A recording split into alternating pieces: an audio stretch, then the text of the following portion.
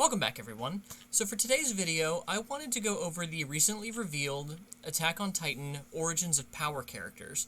All of the a bunch of content creators were given characters to reveal. If you watched my video for Sasha, thank you very much. And hopefully you've watched all of the other content creators and their videos.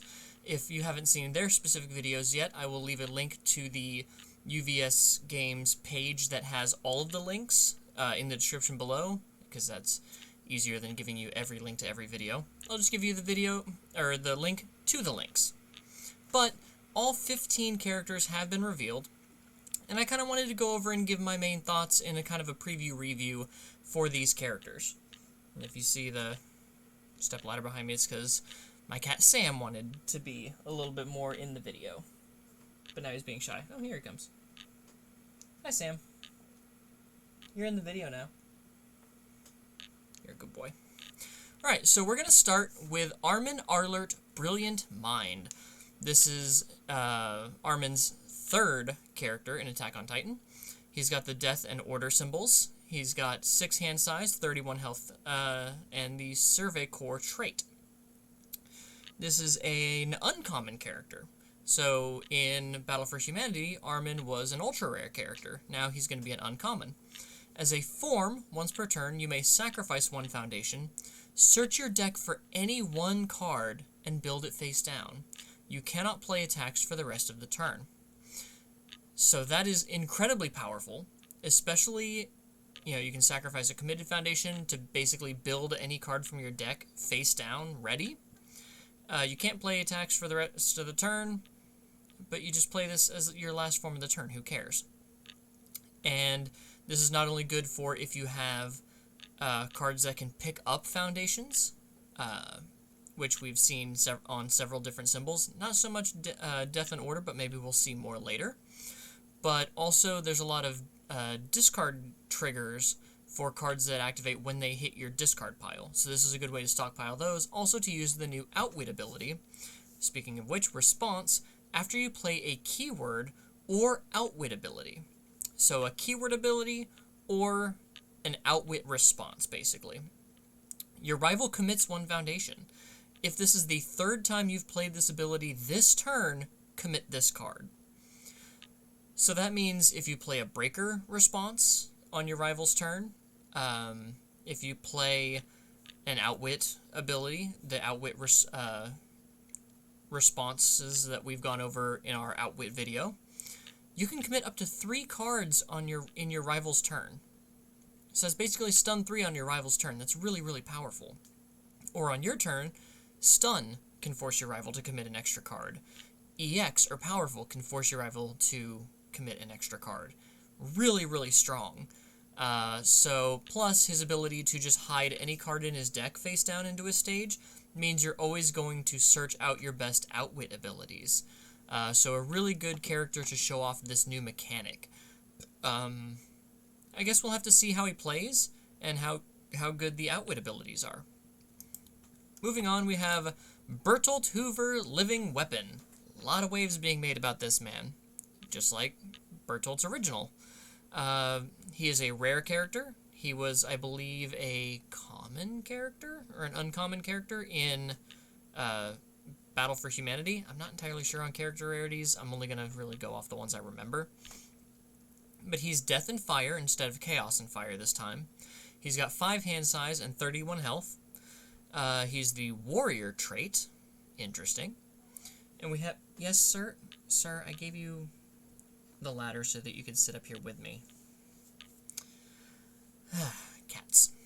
So he has the Enhance, draw 2 cards, and discard 2 cards. If the discarded cards share the same type, this attack gets +2 or -2 damage. So you get to filter 2 cards from your hand, but you get to draw before you discard.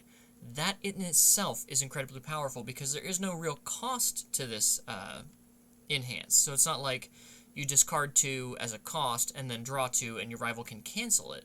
This just says, oh, I'm just going to draw 2 and discard 2. And if the 2 cards I discard share a type, this attack gets +2 or -2 damage. And again, with Death and Fire, there's a lot of cards that trigger once they hit your discard pile during the Enhance step. So being able to filter through a bunch of that, really, really strong. Also, just drawing 2 cards every enhance, nuts. And then he has a response at the start of the end phase, so yours or your rivals. Transform Bertolt to a living weapon. Each player chooses 3 foundations in their stage and sacrifices the rest. Only playable if any player has 9 or more foundations. Do not go to 9 foundations against this man. Prevent this man from getting to 9 foundations against you. Because he just, at the start of the end phase, just nukes all but 3 foundations in both stages. If he does that on your turn, the end of your turn, and goes into his turn to maybe, like build 4 and then try to survive, that could be really dangerous. But let's see what the transformed Bertolt does. We have Bertolt, Colossus Titan Advancing. He's got Warrior and Titan now, still a 5 hand size 31. He's got a static that says your attacks get +2 damage, and you may remove them after they resolve. Because we didn't see the problem with him ignoring progressive difficulty in his first form. Granted, in the first form, he gained momentum. He gained a resource. But this is still pretty powerful. Free 2 damage on all of your attacks, and you get to remove them after you resolve. This doesn't say non-throw. So, I know what people are saying. He's a 5 hand size. How much damage can he really do? Response. After you play an attack, draw 1 card, and your rival commits a foundation. Once this guy flips, you've only got 3 foundations. Unless you had a chance to build some. So every attack he plays gets 2 damage, gets removed after it resolves, and you have to commit a foundation, and he draws an extra card. It's really good that this guy's only a 5-hander, because if he was a 6-hander, he'd be, 5 hand size troubles are real, but he's got so much draw on his human side, and so much draw on his Titan side, plus all the draw of death and fire anyway. Yeah, this is going to be a 5-hander people might actually play. Sorry, Beast Titan. So, we're going to move on to the secret rare character of the set, Cart Titan. I didn't know what to expect when I heard Cart Titan, but let's get into that. It's a 6 hand size, 33 health with Titan and Warrior as its traits, Chaos and Order as the symbols. So we have Enhance Commit. Your attack gets +3 speed. You just turn your character sideways for +3 speed on your attack. That's really good. We have Enhance Commit. If this attack is blocked, it deals no damage. So Mikasa defeats the female Titan is seeing a lot of play right now. It's air attuned. Just being able to hard cancel any partial block and say, yeah, that attack did no damage no matter what, is really, really solid. Committing your character for +3 speed, really good. Committing to make sure an attack deals no damage, very good. But we have this form, Tenacious, or playable while committed. Ready this card, commit 1 foundation. Your cost is to commit 1 foundation and ready Cart Titan. The next foundation you try to play ignores progressive difficulty, or your rival commits 1 foundation. So you can play an attack, commit to give it +3 speed. Your next form, ready Cart Titan, commit 1 foundation. Your rival commits a foundation. Play an attack, commit to give it 3 speed. Form, ready Cart Titan, commit 1 foundation. Your rival commits another foundation. And then eventually, if you're running out of attacks, you can just ready it, commit 1 foundation. Your next foundation ignores progressive. Play a 3 diff foundation as a 3, and just keep going. This is really cool. I like this character a lot. I think this is going to definitely see more play than the Beast Titan was in Set 1, but granted, maybe with new shift attacks and backups, we'll see more Beast Titan utility in Set 2. But Cart Titan here, I really like it. I really like this design space of a character that constantly wants to commit and ready, commit and ready. It reminds me a lot of Anakaris from Darkstalkers way back in the day, for those people who, like me, are old enough to remember that. That character loved to commit themselves and then ready themselves. So this gives me the same kind of energy, And, man, I love any character that says, I don't take damage. I love that. Next we have Connie Springer, Ideal Soldier, and this man has seen some shit. He's a Survey Corps. He's got 6 hand size, 31 health, with Air and Chaos, as opposed to Air and Order, I believe he used to have. As an enhance, spend 1 momentum, clear 1 card from your card pool. That's pretty good. I like that. If you played in the MHA formats, you'll remember Tomura Shigaraki 2 did a very similar thing, but he spent a momentum to remove the attack from the card pool. This clears it, so you can actually reuse the cards once you cycle, and there are cards that trigger when they are cleared from your card pool. So having that kind of synergy is really strong. He also has response. After you take damage, add the top card of your deck to your momentum. So this dude's going to soak up damage, soak up a bunch of momentum, and then just explode. This is an ideal backswing character.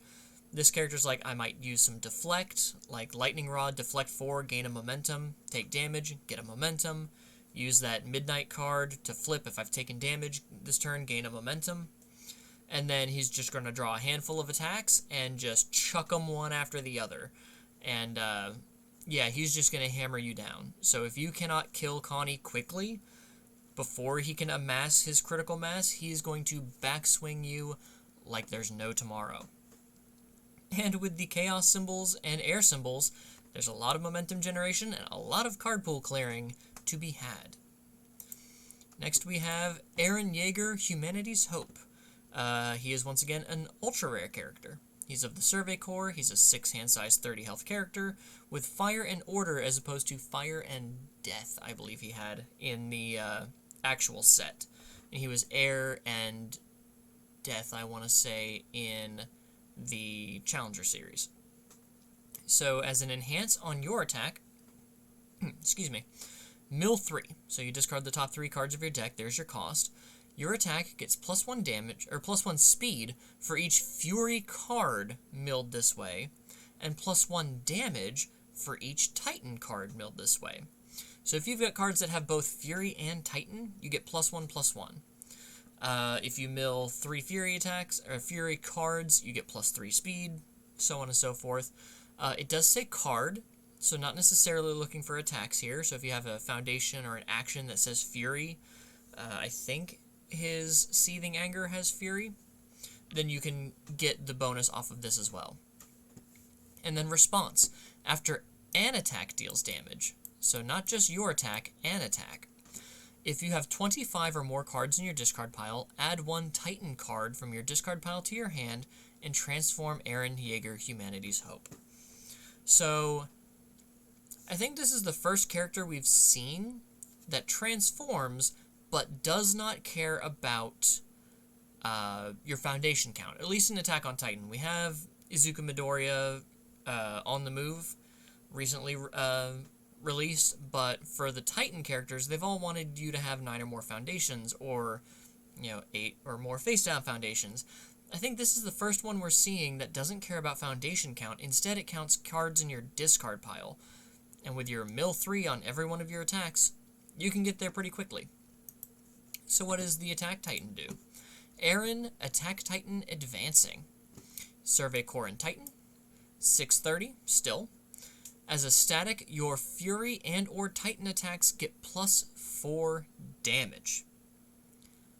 Woof. That is a free 4 damage. That's almost a free extra attack on every one of your attacks. That's insane. Enhance Commit. Add 1 card from your stage to your hand. The next attack you try to play gets -3 difficulty and +3 speed. So you commit him, you add any card in your stage to your hand, your next attack is 3 speed, 4 damage. That's ridiculous. Toga 3 gives 3 speed and 2 damage, but only to her first attack in a turn, unless she's playing Twirling Needle, and then she could give it to that too. But to give any attack -3 difficulty, +3 speed, and +4 damage is insane. And it's a card that you can just pick up with Humanity's Hope, because you add 1 Titan card from your discard pile. Imagine throwing Unexpected Outcomes as a 6 diff instead of a 9. That's a Titan. It gets 3 speed, 4 damage. It becomes a 13 mid 12 that then rips a card out of your rival's hand. That's fun. So yeah, this is going to be interesting to see how people build this. Fire obviously has a lot of that self-mill mechanic. We've seen Aaron's Trial on Order get some use, especially with Kevin Broberg winning the Season 3 North America Regional with Erwin Smith, just milling a whole bunch of cards. So self-mill and hitting a bunch of discard triggers and then picking up a big attack and then giving that attack a bunch of damage, it's going to see some interesting play lines. I'm a little concerned, but I guess we'll have to see where it goes. Up or down, sir? Next we have, speaking of Erwin Smith, Strategic Mastermind. Another 5-hand size character. In Battle for Humanity, I think the only 5-hand size character we had was Beast Titan. So I'm glad that we're seeing more 5-hand size characters. Granted, they're still only slightly higher health than our 6-handers, as a 534 instead of like a 631. It's got Survey Corps, and instead of Order and Death, we are Air and Death here. Enhance once per turn. Build the top or bottom card of your deck face down. This attack is +3 or -3 speed. I love manipulating the bottom card of my deck. I love, what was it, Kurogiri? Kurogiri 1 could manipulate, put your rival's cards to the bottom of their deck, and you had another card that can check the top card of your deck and put it on top or bottom. So being able to manipulate the top or bottom card of your deck so you always know what you're going to build is really, really cool. And speaking of response, after a foundation is destroyed, look at the top 2 cards of your deck. You may put 1 on the bottom of your deck. So this means, I think my wife just got home. So this means that anytime you sacrifice a card, or your rival sacrifices a card, or you destroy a rival foundation, because it doesn't just say you. If your rival sacrifices a foundation, or if they ruin a foundation, you just get to check the top 2 cards of your deck and put the best check on top. Or you can hide something that you can play from the bottom of your deck, building it with Erwin as a free foundation, a free build every turn, once per turn as an enhance. That also gives you speed or a speed reduction, and you can just hide some outwit cards at the bottom of your deck, build them in, there you go. I'm really excited to play this character. Not only to always guarantee what check I'm going to make, but just to get these free builds, free speed, once per turn. It's going to be so, so strong. Yes, we do have 5-hand size problems, but I'm still really interested to see where this goes. I'm really excited for this character. He's one that I've got my eye on. Next we have Hanji Zoe, or Hanji Zoe. I don't know how to say this name. 4 Eyes. Now, those of you who watch my channel regularly know I was a big proponent of Hanji 1. And let's see what Hanji 2 does. Instead of a 6-hand size, we're a 7 this time, a 721. We're Life and Death as opposed to Life and Fire. And we said that the first Hanji should have had Death. Enhance Commit. Build 1 card from your hand face down. This attack gets +3 damage or -3 damage. So what's fun is the commit is the only cost. You don't have to build the card. You can just commit for +or -3 damage. That's pretty strong. And then Enhance Tenacious, sacrifice 2 foundations, ready this card. So we could just build a bunch of cards and then constantly ready Hanji as many times as we need to by sacrificing foundations. Again, getting some triggers off of some of this stuff that wants to hit the discard pile. You know, there's a lot of death stuff that does that. We can build like our shift attacks face down, sacrifice them, and then build them in with Duplicitous Recollection. So that could be something really solid as a way to just recycle and instantly get access to your shift attacks backup sides. could be something worth seeing. I still think I like Hanji 1 better, mainly because I like foundations that my rival can't interact with, and she says any 4 difficulty backup, just you can't attack it, and I can just commit them to pass checks, so I still think I like Hanji 1 better, but we'll have to see what tools Hanji Zoe 4 Eyes gets access to. Next up, we have Historia Rice? Secret Identity. So this is Krista, I have been told. Spoilers, I guess. I don't watch Attack on Titan, I don't know. But we have the life and order symbols as opposed to order and chaos. Another 5-hander, 5 hand size, 30 health. Survey Core. Response Tenacious. After you build a foundation that does not share a name with a card in your stage, add 1 wall counter to this card and gain 1 health. So we're seeing kind of like the Momo 3, you want a bunch of 1-ofs, or maybe 2-ofs, but just you didn't build them in at the same time. Because this just says after you build. So if you just, on your first turn, going first, if you just build 4 foundations and none of them share a name, you just get 4 wall counters for free at the start of the game. That seems pretty strong. Response. After you draw 1 or more cards, this attack gets +1 or -1 damage. Pretty cool. We do have 5 hand size problems, so we do want to draw a lot of cards. And speaking of drawing cards, enhance, remove 2 wall counters, draw 1 card. Either turn, just draw cards for free.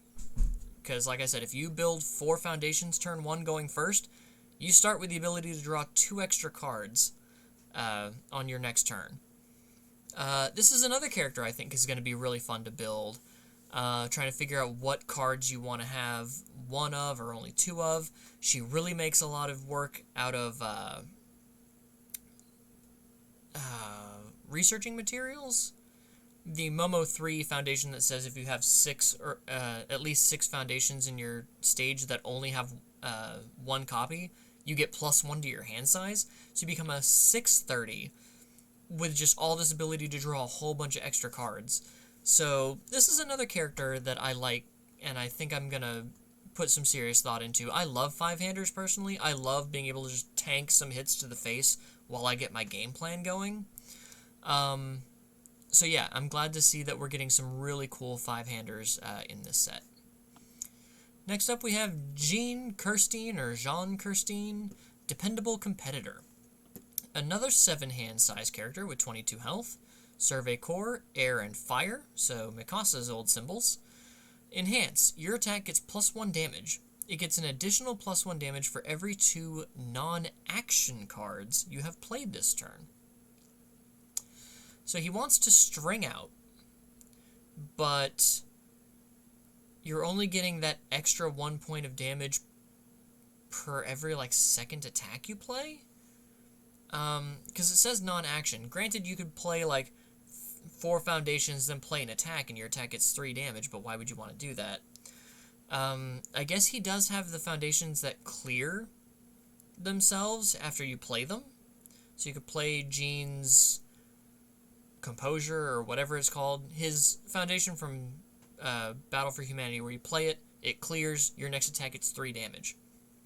Do that twice, your next attack gets 6 damage, and then when you play your attack, it'll get 2 damage from this. So maybe there's something there. Maybe we'll get more cards that self-clear themselves after you play them. And then response commit, after you take damage, add 1 attack from your discard pile to your hand. We are a 7-hand size character. We do not want to be taking advantage of this response a lot.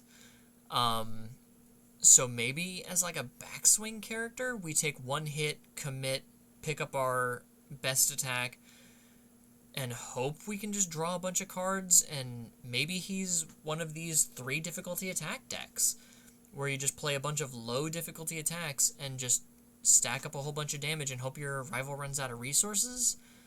I don't know. But I will say, personally, this is probably the one character who's a second version that I prefer the first version to. I prefer the original Gene, who's basically got vertical maneuvering equipment on face, to this Gene. And maybe that will change when we see the rest of the set. Who knows? I certainly don't.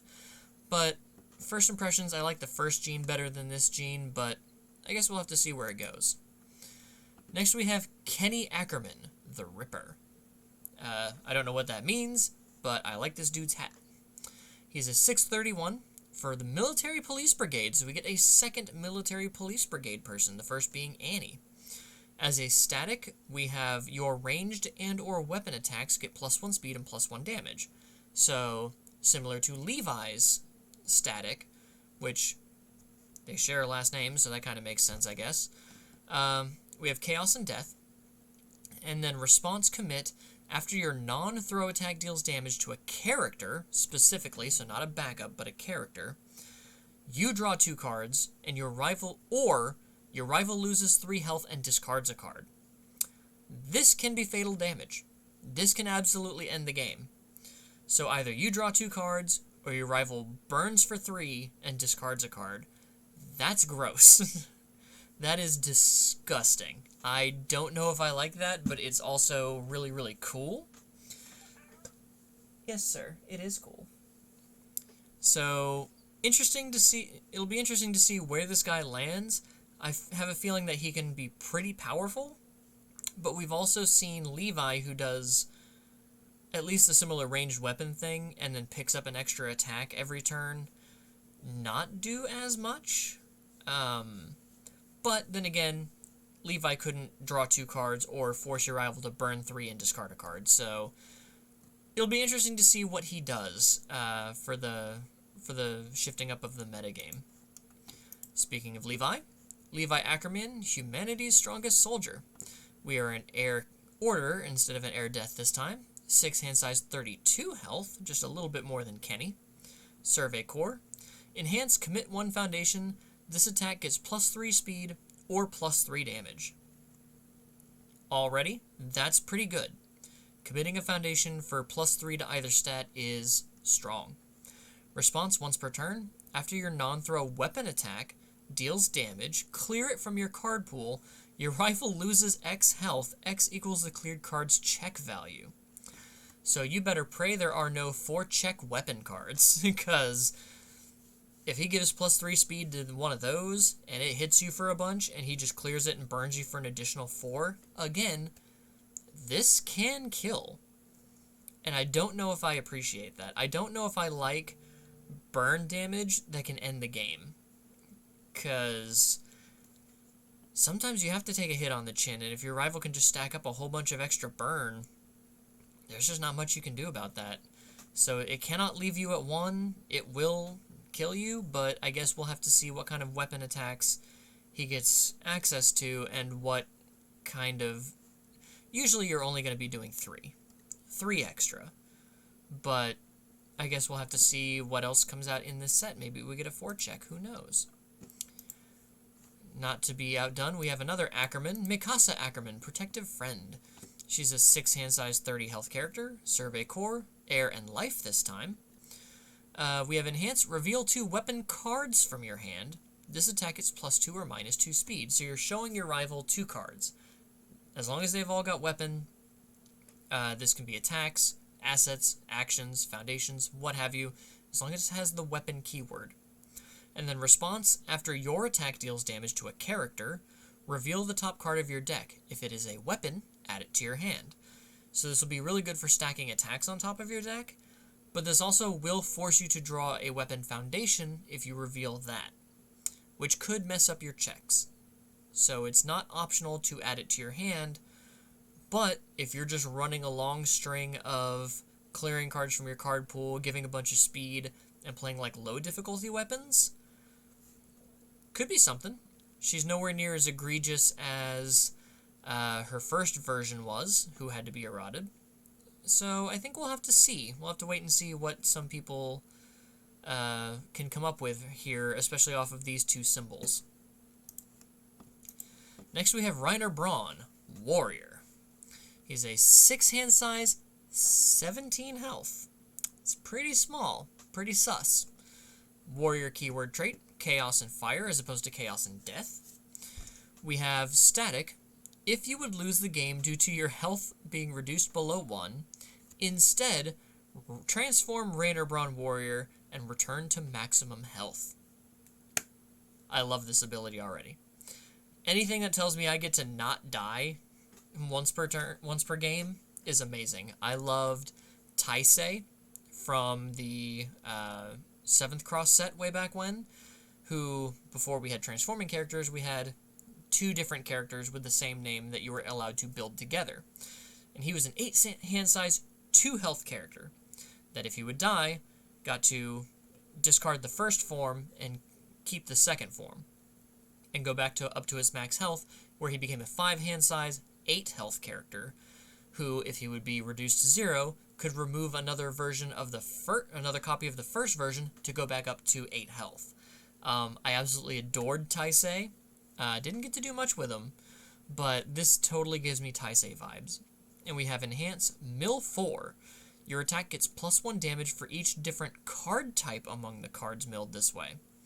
If you have cycled this game, your attack gets +1 speed for each card type among cards milled this way as well.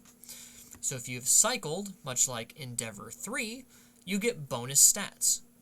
So if you mill an action, attack, asset, and foundation, you'd get 4 speed and 4 damage. That's pretty strong, but you're probably only getting +2/+2 off of this, depending on how many assets and actions you're running. You're mainly hitting attack, foundation. But mill 4 for +2/+2 isn't bad. And now let's see what the transformed side is. Rainer, Armored Titan Advancing. 6 hand size, 17 health still. Titan and Warrior. All of these transformed Titans this go around seem to have a static with them, which is kind of cool. I like that. Static, your rival's first attack each turn gets -5 damage. That's just gross. That's disgusting. Just free -5 damage. Ugh. Okay, we have 17 health. I don't know what I'm complaining about. Enhance. Remove 3 cards from your discard pile. Your attack gets +1 speed and +1 damage for each different card type in your stage. So this includes himself, character, asset, foundation, backup. You can have up to 4 speed and damage. If you have cycled this game, you may add 1 card from your momentum to your hand. So you can pick up a momentum so you have an extra attack in your hand. And this is dealing with cards in your stage as opposed to cards in your discard pile. So you can just remove any 3 cards from your discard pile and get up to +4 speed and +4 damage. That is huge. And you get this buffer of -5 damage on your rival's first attack every turn. That is rough. And again, another Titan that doesn't care about foundations for transforming. Really, really cool. I like that. I like this guy. I don't like that I like him, but I like him. Next we have Sasha. Sasha Blouse Food Fanatic. This is the character I got to preview. She's a 6 hand size, 30 health character, as opposed to a 7 hand size, 22, I believe she was. She has Chaos in Life as opposed to Air in Life. Survey Core. Enhance Commit. Add 1 card with a difficulty of 1 from your stage to your momentum. Draw 1 card. That is automatically good. I like that. You get a momentum, you draw a card. And if the card you added to your momentum was an asset, you draw 2 cards instead. Even better. And then Enhance Tenacious, or playable while committed. Discard 1 card. This attack gets +X speed or +X damage. X equals your momentum. I love this character. Not only because I got to preview her, but I think that this, without having any defense on face, that's kind of rough, but you get momentum, you get draw, you get speed or damage, whichever you need. You can actually just tailor make your foundations to be more defensive and use your character for more offensive, your more offensive capabilities. Because you get so much here. You get momentum ramp, you get draw, you get speed or damage, whatever you need. I think she's going to be really strong. Take that with a grain of salt, because I'm not the most competitive person. But I think if you put in the work on Sasha, she's really going to help pay it forward. This is a very strong character if you're willing to put in the work for it. Mark me words. And lastly, we have our 15th character, Zeke Jaeger. So we have Warrior, another 5 hand size, 34. So just like Beast Titan, for a reason. If you know, you know. Or you'll figure it out here in a minute. Life and Fire for our symbols, Warrior trait. As a static, at the start of your first turn of the game, search your deck for one non-unique backup, reveal it, and add it to your hand. Alright, so we, on our first turn of the game, we're a 6-hander. Or a 7-hander if we went second. Form Commit.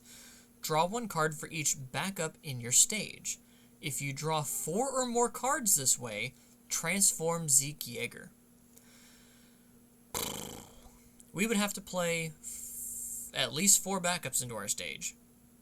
And then enhance, discard 1 attack card, add 1 backup from your discard pile to your hand.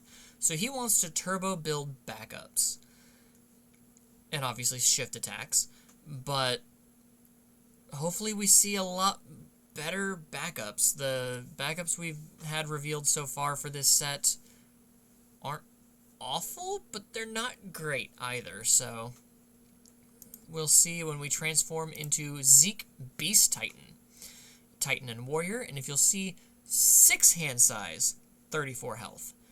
Zeke is the first character who changes their hand size when they transform. So that's really, really cool, I think.